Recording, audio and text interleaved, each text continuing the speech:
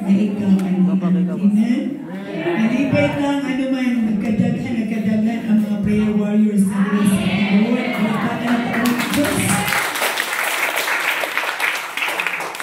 Kaya ang church view, dili ta mga audience na kailangan tayo entertain. Dili po ta mga actors and actresses na atong trabaho magsigilang perform. Dili man ana ang pag-raise up ni Lord sa atin. Gi-raise up ta ni God sa usa ka reason. Gusto ni Lord God na may mo gitang kanang mga army ba nga empowered good sa iyang gaw pinari sa mga pagkakas. Huwag ginirisa.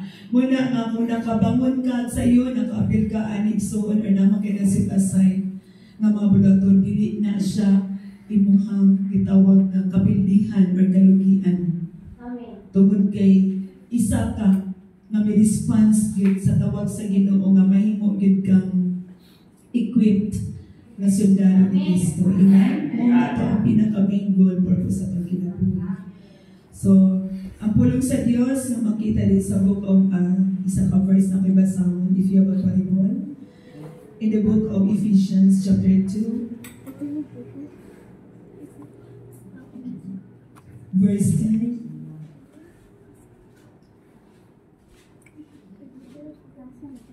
Ephesians chapter 2, verse 10. Verse 9. Verse 10. God has made us what we are, and in our own union with Christ Jesus, He has created us for a life of good deeds, which He has already prepared for us to do. Sa Sibana version, mga pinuha kita ni Kristo, mga pinuha kita sa Diyos, o gibuhat kita niyan, diya kang Kristo Jesus, alam magbuhat kita sa maayo nga mo ay iyang tuyo, anak ka dito. Nag-abot na, Ginoong Diyos, sa labing kamang Lord. Salamat kay Ginoo Sumpulo, Lord, pag-encourage ka ng karoon.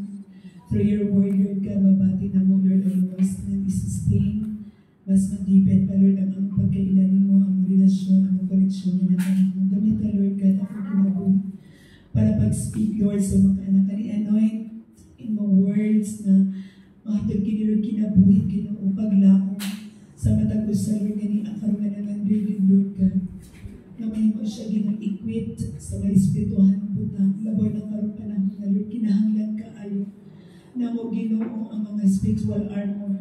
Ug isa ni mong pulong Ginoo nga need ka ayo ng your word is a sword of the Holy Spirit. Ang tanan Ginoo, Lord God, na makanakan, na makaduog ni ini, makaduan, makoreksyonan, dili Lord God, ma-discourage ko, the more ma-encourage ko, makamata Lord God, ubunsang angay ng buhaton. Kasi dugi mong ngalan, Lord, pinagi Ginoo sa magpagdihog, ang pulong mo. Dalayon ka sa walang katapos. In Jesus' name, Amen. Amen. Praise God. Ang pulong sa Diyos, nag-iingon siya din ang topic is knowing the purpose why we serve God. Amen? Kung sa magiging atong purpose igsoon, what is the purpose of our existence? Labaw na sa to ang ingon-ani nga buluhaton. Ano nag-exist man yun doon prayer intercession? Ano nag-exist man ang ato ang mga personal devotion? Ano nag-exist man ang ato mga quiet time, ato ang family devotion? O unsa pang mga classic nga mga pag-ampo, big prayer meeting. Ano nag-exist man yun na siya ang mga klase nga mga buhat. Kasukan pa kani adto og hangtod karon. Amen? So naagi purpose, naagi reasons ang Ginoo nga gusto ipaabot sa matatusan nato pag kinabuhi. Gani na ako nabasa rin ako gipaitan ako gabi ang book of Proverbs ba. Gibuhat sa Dios ay Ecclesiastes rather. Gibuhat sa Dios ang tao ngayano, simple lang. Pero kita ang nagalis na, kita ang gusto nga maglisod-lisod sa itong kagalingon. Amen? So sa ito ang pagpangalagad sa Ginoo, isa na ato ang nasabdan na pinakadako yun, o dako kay nga tabang para makabalot na sa itong purpose. Kung makalahotin na kung response sa ang purpose is ang prayer. Amen? Dagan kitang pwede ma-describe, dagan tag pwede nga matag nga meaning nga prayer, is na prayer. Kanunin nato madungog, prayer is what? A backbone of the church. Prayer is the breath of the church. Prayer is powerful. Prayer can change things. Dagan kayo ugmahimo na ito nga meaning sa prayer. O gani ang prayer is makaingon ta nga pinaka-cheapest na kaayo na trabaho na usay ma-underestimate na prayer lang man na.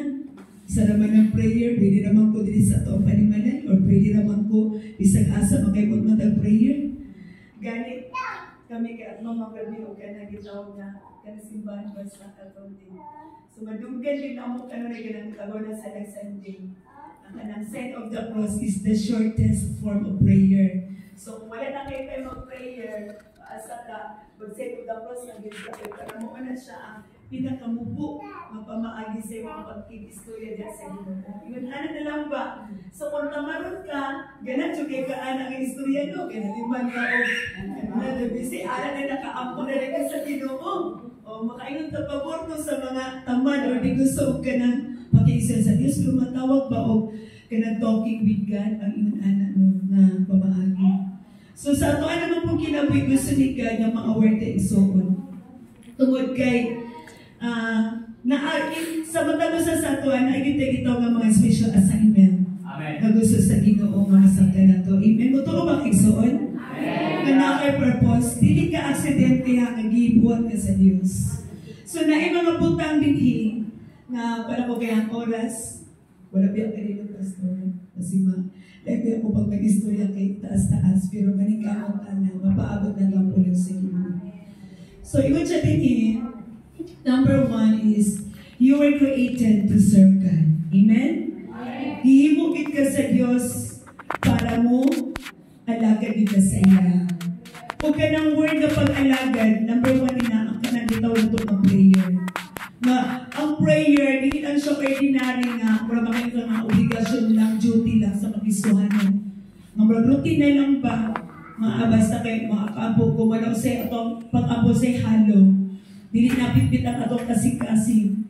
Na ay mga panahon na nag-pray ka, pero ang focus sa itong prayer is dili sigad ko, dili atong sarili.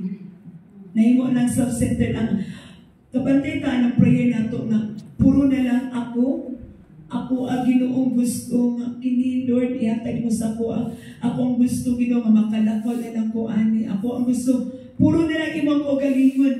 Wala na ang imong focus, ang imong self na anidako sa imong prayer. Wala na dito sigad. Kung sigad ang atong focus sa prayer. Musik kang sa dili na ay mga butang na iyang i-reveal sa prayer ang laban ang burden sa mga kalang. Kung sigad yun ang atong sentro, iyang tagaan atong kasing-kasing kabukaton na mo ang ka sa mga kinabuhi nga wala pa gila sa Ginoo. Kung ma-pray man mo ang imong self, usahay malimtan mo usay kung maampo man pero naalagin siya sa pinakalas gani nga part sa imong listahan. Kay mauna jud nimo ang mga butang nga gusto sa Ginoo nga ipa-pray sa imong kinabuhi. Amen.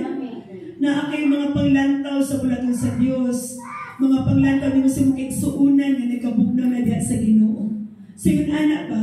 Muna din sa to ang main verse nga mga binuhat kita sa Dios o gibuhat kita diha kita niya diha pa Kristo Jesus aron magbuhat kita sa maayo nga mo'y iyang tuyo alang kanato. So unsa man ni mga maayo nga iyang tuyo alang kanato. So He created us for a life of good deeds. So unsa man ang good deeds, mga maimbuhat. Mo ni siya ang imong service, mga serbisyo nimo para sa Ginoo. Amen. Nga sa panahon usay makaingon ta ba nga unsa magid ang reason nga nagibuhatan ni Lord? Mo agree ba ka? Nagibuhat ka ni God, you were created by the Lord para mahimo kang gitawag nga kanang consumer sa iyang mga resources. Tigkaon lang ka to eat, to breathe, or tig-occupy lang ang space, and o pa man kay kalibutan, o rasyon ang purpose ng nagibuhat ko sa Ginoo. No. God created you because God wants you to make your life as a difference na maging contributor po ka. To make a contribution. Unsa man ang contribution? Kanang imuhang kinabuhi kagigahin na oras na makaampo ka. That is a big contribution para sa kainayaan sa Diyos. Amen. Para pa kayo nito. Sa mga personally, makayon yung kumakain ako sa kalipay na makakita ko ka na pitong dinanta ng word nga ng tigulang, diba sila masakitan. mga elder people, mga edad-edaran, na sa presence pa lang nila ba ka ng ang imong sulod ba, ma-challenge ka ba? Nga wala na sila buhato noon pero sa panon ang ilang presence bitaw, ang ilang presensya ba, ilang ginapakita nga Lord, bisan sa ang pangidaro kasama ni Ini, na yung mga gibati ilang lawas, na yung mga panahon nga mabati sila kabukagan kalagay. Siyempre lahat man din ang physical, ang ilang health condition isa katong mga bata, pabatanon pa. Pero sa presence pa lang nila nga mapakita mo ba nga, na sila pagpalingkamot yun din ha, nga ang ilang purpose, ilahan yung ma-fulfill kung sa ilang purpose para sa Ginoo. Malipay ka nga matun ka na itong inspiration, igsuon. Nung manakaya gani, igon ani, nga igsuon ako nga ang Panginoon taas na kaayo, ako pa kaha nga batayon pa. Nga nagan kay alibay excuses. Nasa tayo igsuon. Nga matun sa ato ba, ma-motivate na. Mas the word na ma-encourage na naay mga edad-edaran, mga igsuon na ito nga ipapagin sa Ginoo, ipawitness ni Lord sa tuang. Kini mga kinabuhi ang sa yun, aniligitan pero naningkamot sila na ma-fulfill nila, mag-contribute sila, mabisan silang panahon, silang oras, mag-contribute sila sa mga pag-ampo para mas mapakusgan kayo na ito ang bulagan sa Diyos. Amen? Pagpaka na ito ang mga kita mo sunod ka sa ilahan na magigumulong salamat. Bless kayo ang church. Makikigil ko, pamuag ko isa kasimbahan na ay 60 and above na mga edad. Makikigil ko ka-bless ba ang nga simbahan, Lord? Bless kayo ang mga bata noon na makatagsulong sa ilaha ba? Na makuhaan sila ay pagtulunan. Na kung maitapo man lang nga moabot akong edad na ingon ani, paabotun ko sa inyo 60 and above. Gusto po ko lang na may samaan nila nga naagya po na kapanigang sa pagpangalagad ganito. Amen? Pinapaka na ito ang usutan nila. Pinang-angin na ito na sila nga tagdun, abiyo kay nga naman kalipay sa Diyos. Di po ka nga ito, wala ka gidisan ni Lord na puro lang at batay ko nga simbahan.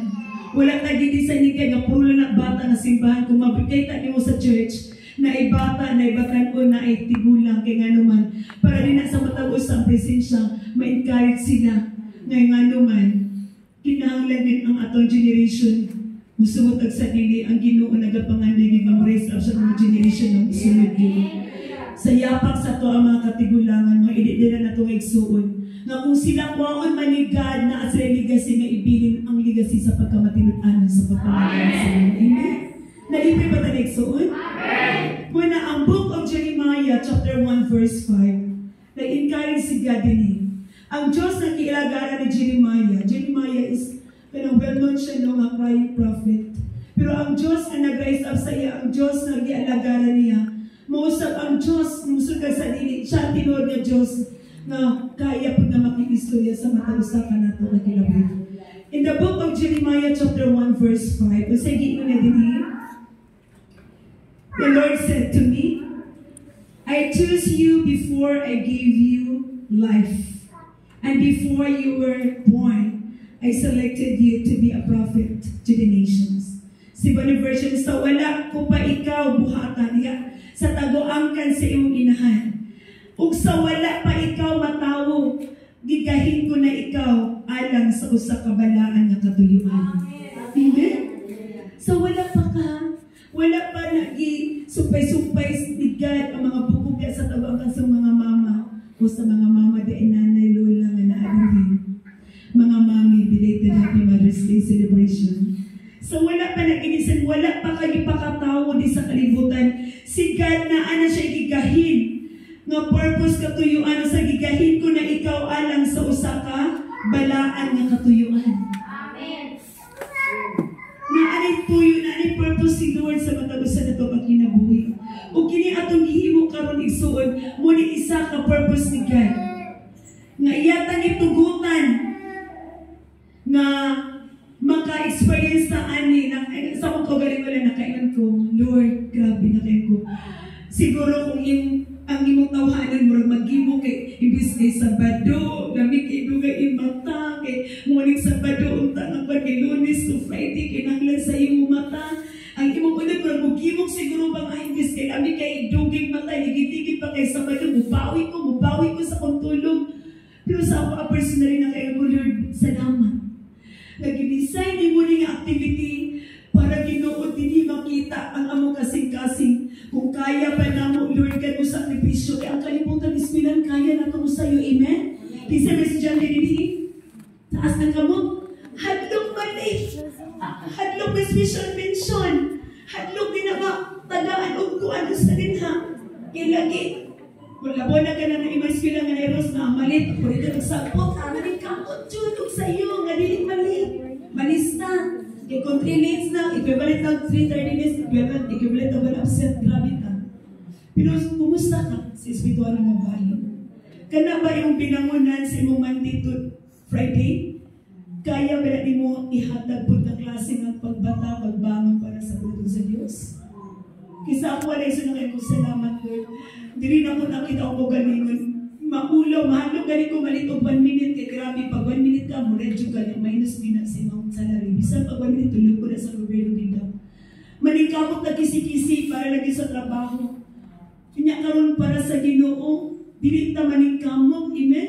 Namubangon sa iyo, kaya ang Ginoo nagapanawagan sa to. Kaya kinsa man yung gamiton igsuon na mo response ani kato mga wala na kaya sa ina, ha? Kato mga naglatagaw sa gawas, kato mga naa dito sa kanang anggi ato bang puro na lang kinabuhi niya sa social media. Sige na lang ko scroll up, scroll down. Kato ba ang gusto niyo asahan sa Ginoo nga maka-feel siya gibati na ron? No. Ang giasahan ni God, ikaw. Amen.